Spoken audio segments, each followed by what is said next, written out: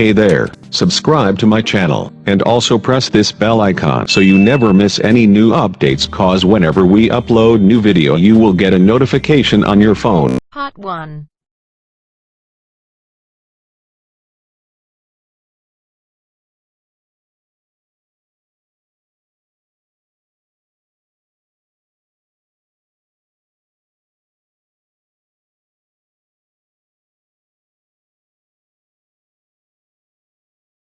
You will hear two friends talking outside an examination room about working over the vacation period.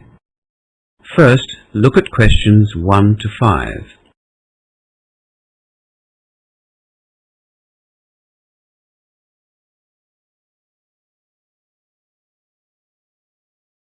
Now we shall begin. You should answer the questions as you listen, because you will not hear the recording a second time. Now listen carefully and answer questions 1 to 5. Hi, Peter. I'm so pleased that exam's over. Me too, Crystal. I'm exhausted. I stayed up late last night studying and then got up early this morning. Well, you can rest now. We're on holidays for 3 glorious weeks. That is a nice thought. Unfortunately, though, I'm broke. And if I'm going to have enough money to get through next semester, I'll have to get a job over the holidays. Yes, I've been thinking the same thing myself. As much as I'd like to go home to see my family, I think I'll have to get a job as well. Have you got any ideas or contacts? Well, as a matter of fact, I'm going to go to the student employment office. Do you want to come with me? Sure, if you don't mind. Where is it? Let me see. I've got a map here of the campus. It's up here in Y Block. Oh, boy. We're a long way away from there. We've just come out of N Block. Here we are here. Yes, N Block. Well, we can turn right and follow Circular Drive around, but that's the long way. What's the building opposite us? That's the International Centre. I learnt English there before starting my Bachelor of Business. Oh, right. I see. It says I Block. I guess I stands for International. Well, let's cross Circular Drive and walk up to the right. No, there's lots of trees and gardens there. We'd better go to the left of the building.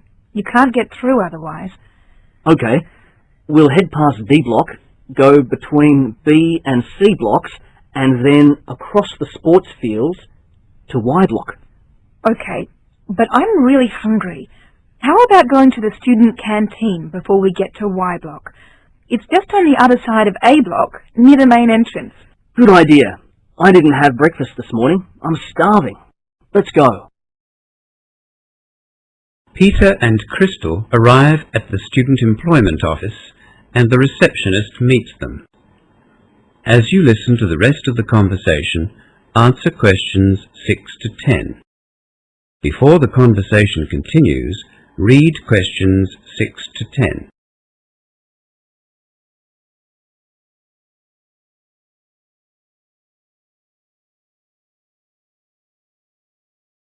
Good morning. Can I help you? Good morning. Yes. We'd both like to find some vacation work. Right. For this vacation period? Yes. Have you registered with us? No. Oh, you have left it a bit late. Students usually register with us around mid-semester. Really? Yes, but never mind. You will need to register, but before you do that, you'll need to be interviewed by one of our consultants. Oh. I thought you would just give us a list of job vacancies and we would contact those places directly. No. We don't give out contacts until after you've been interviewed and registered. I see. Would you like to make an appointment to have an interview? Yes, please. Yes, as soon as possible. Let me see. Today's Thursday the 11th. Our consultants are here tomorrow, but they are going on a staff in-service from next Monday to Wednesday. So it's either Friday, that's tomorrow, or next Thursday. Couldn't we see one of them this afternoon? No, they are fully booked, I'm afraid. End of semester is the busiest time for job placements, as you can imagine. There has been a cancellation for tomorrow morning at 9:30, or you can come after 2 tomorrow afternoon. Can we be interviewed together? Yes, I'm sure that would be okay. Crystal, is 9:30 all right with you? Yes, that suits me. Actually, I'm going to the dentist tomorrow. Let me check the time. Hang on, the dentist is at 9, so could we make it at 2? No problem. Okay, that's for 2 o'clock then. What's your surname? Pastel. P-A-S-T-E-L. Peter's my first name. Thanks. And yours? My surname's Lou, L-U, and my first name's Crystal. That's C-R-Y-S-T-A-L. Right. A contact phone number, please. My mobile is 0412 987 35. Thank you. And I'll need your student number as well, so I can access your files. Mine is B for business, 723466. And mine is B for business as well. I690011. That's BI690011 for you, Peter. And no, that's mine. Wrong way round. Oops.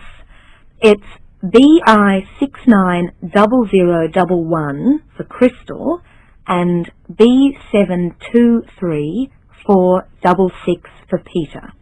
I'll just put an arrow next to your names to show what I've done wrong. Right then. See you both. Bye. Thanks a lot. That is the end of part 1. You now have half a minute to check your answers.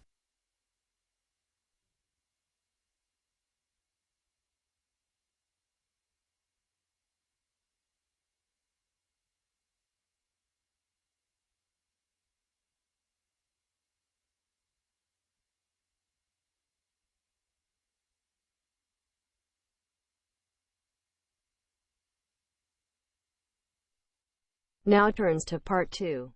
Part 2.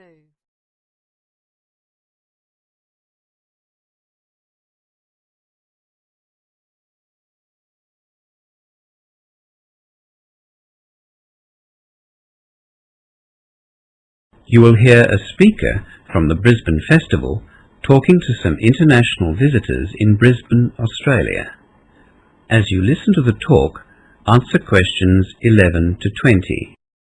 Before you listen, look at questions 11 to 20.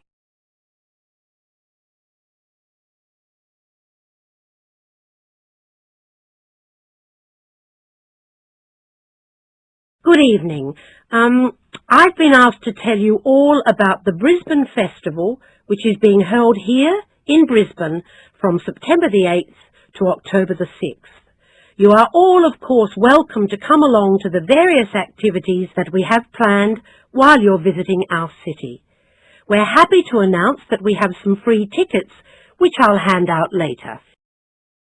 The Brisbane Festival is held every year in a number of venues around Brisbane, not only to show off our own local talent, but also to celebrate the incredible talent that we have in the Australian and the Southeast Asian region. It's a great time for us to catch up with our interstate and international friends, and we're thrilled that this year we have a record number of performances from Southeast Asian participants.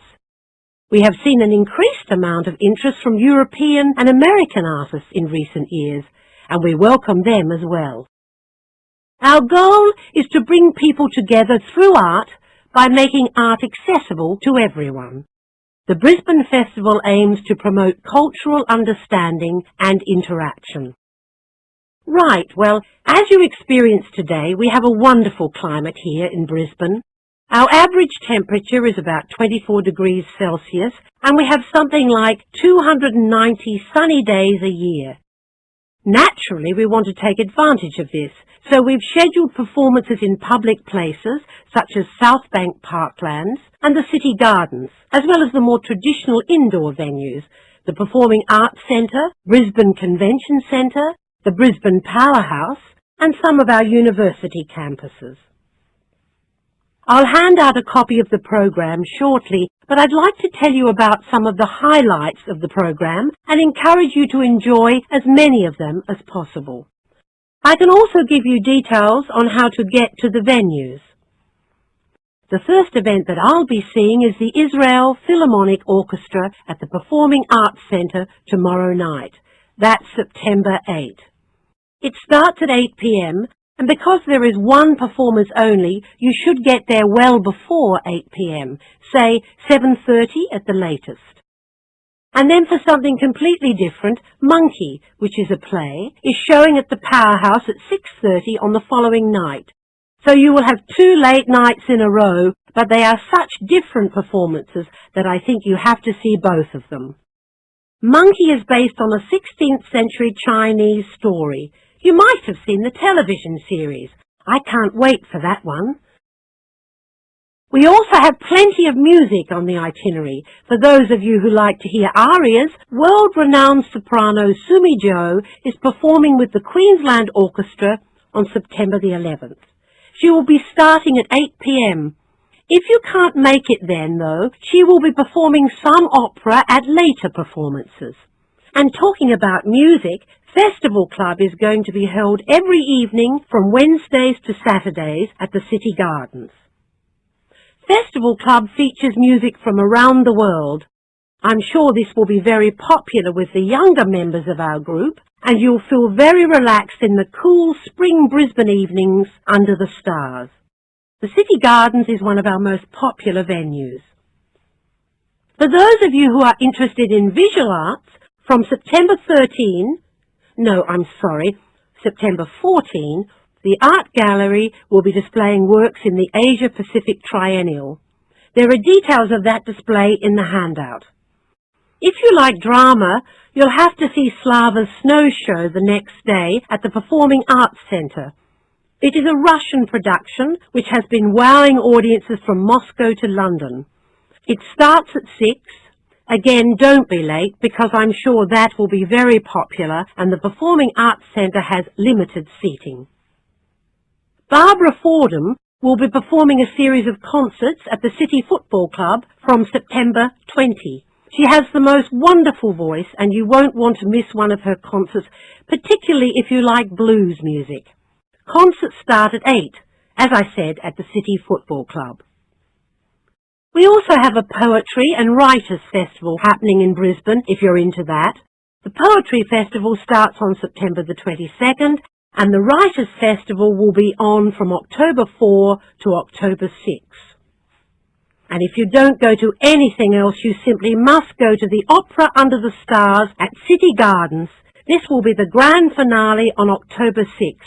It really will be fantastic, and I expect there will be fireworks and all sorts of exciting things going on. So remember that one. Opera Under the Stars, starting at 6 on October 6. Okay, that's it from me. I really hope that you take the time to join in whenever you can with the Brisbane Festival celebrations. If you want any more information, please come and see me. The information booklets and tickets are at the front door. Have a good night, everyone, and enjoy your time in Brisbane. That is the end of part 2. You now have half a minute to check your answers.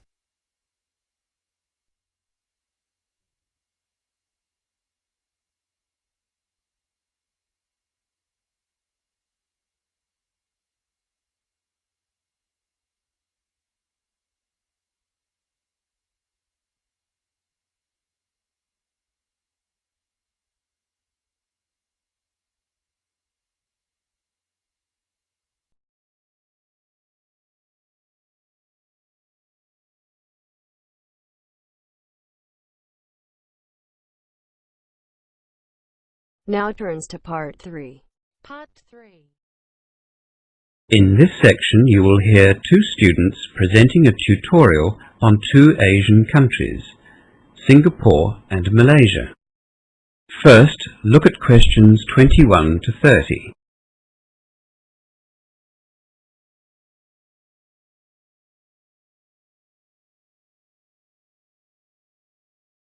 Now listen to the 2 students and answer questions 21 to 30. Nancy and Jenny are presenting the first of our profiles on Asia today. You looked at Singapore and Malaysia, didn't you? Yes, and we found lots of similarities between the two countries. Did you follow the outline that I gave you? Yes, we did. First of all, the total land area of Singapore is 630 square kilometres, whilst Malaysia's was 329,758 square kilometres. Obviously, Malaysia is a much larger nation with a bigger population, almost 24 million. It is bigger than Australia's population, in fact. We have 19,700,000. Singapore has just over 3 million. Did you look at their population mix? The population of both Malaysia and Singapore are multiracial. They each have a mixture of Malays, Chinese, Indians and other ethnic groups as well, who all live quite harmoniously together. The breakdown of the population is different though. In Malaysia, the Malays, or Bumiputras as they're called, outnumber the Chinese and the Indians. They make up about 65% of the population. In Singapore, 3/4 of the population is Chinese, with only a few 100,000 Malays and Indians. English is widely used in Malaysia, as well as in Singapore. Yes, they all study compulsory English at school, and adults use English a lot in their daily lives. For many years, Singaporeans have been sending their children abroad to study in English-speaking countries. And in recent years, Malaysians are also studying overseas and getting overseas work experience. Australia has had a fairly stable relationship with Singapore over the years. Can you briefly talk about that? Yes. Singapore and Australia have always maintained a friendly and warm relationship. As Jen said, many students come to Australia to study here, and often they stay here to work. Similarly, lots of Australians live and work in Singapore. Singapore was one of the first Asian countries to really take advantage of its geographical location and the technological advances that were made at the end of last century. It has a strong economy. Singapore and Australia signed an expanded trade accord in February, which covers all sorts of subjects from education through to customs procedures at the airports. It's accepted that this accord will really strengthen ties between the two countries. So trade between Singapore and Australia is continuing to grow. But we're not one of Singapore's top 3 trading partners. They're the US, Japan and Malaysia. Yes, and interestingly, but not surprisingly, I guess, Malaysia's top 3 trading partners are the US, Japan and Singapore. Yes, Singapore and Malaysia are neighbours, so you would expect that. What did you discover about the relationship between Malaysia and Australia? Well, it hasn't been as stable as Singapore and Australia's friendship. Malaysians and Australians get along well on a personal level. There have been an increasing number of tourists travelling between the two countries, so it isn't just the students who are coming here. Historically, Australia and Malaysia, and for that matter Singapore as well, have a lot in common, with the British colonialists. Malaysia now doesn't want to blindly follow Western ideas, which is fair enough. Yes. This is something that we'll talk about later in the semester. Australia's international relations in the region. There do seem to be misunderstandings and disagreements between Malaysia and Australia, but diplomats say that these are exaggerated by the media. Yes, we all know the power that the media has. Was there anything else? Well, yes. What I found was that Singaporeans are generally regarded as well-educated, well-travelled, knowledgeable. They enjoy a quality of life that is envied in other countries, especially in other Asian countries. The Singaporean government is spending a lot of money on education and technology. Is this going to continue? Did you look at the government's agenda for the future? They're developing a knowledge-based economy. Unlike other Southeast Asian countries, Singapore hasn't been dependent on the production and export of commodities. They intend to be IT-driven, with a highly skilled economy. I see. And how did this differ in Malaysia? Well, the Malaysians are very enterprising people. They're well-educated and highly skilled too. Like the Singaporeans, they've got a strong work ethic. We both felt that of the two countries, Malaysians were much more Asian in their way of thinking, although they seem to mix Eastern and Western traditions easily. This could be one of the reasons that tourism is doing so well in Malaysia. The economy once relied almost solely on the export of raw materials, but that's changed a lot. All the experts say that Malaysia has a huge future. You've obviously enjoyed your research. I'm sure you'll enjoy learning more about the region as we continue on with the other overviews.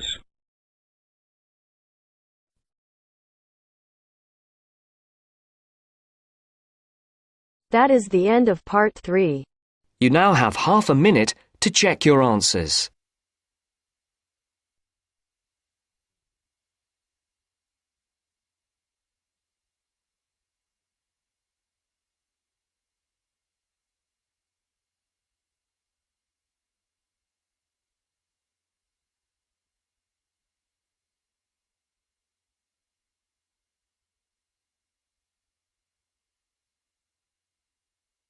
Now turns to part 4.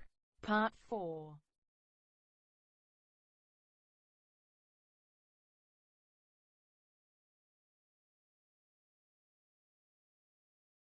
You will hear an introductory lecture about vegetarianism being given by a nutritionist.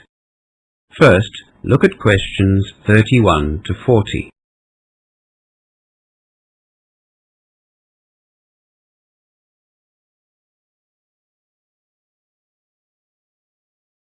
Now listen to the lecture and answer questions 31 to 40. You will all have a vague understanding of what being a vegetarian is all about. Vegetarianism has been practiced for thousands of years. The simplest definition is someone who doesn't eat meat, of course. But does abstaining from eating meat include seafood and chicken?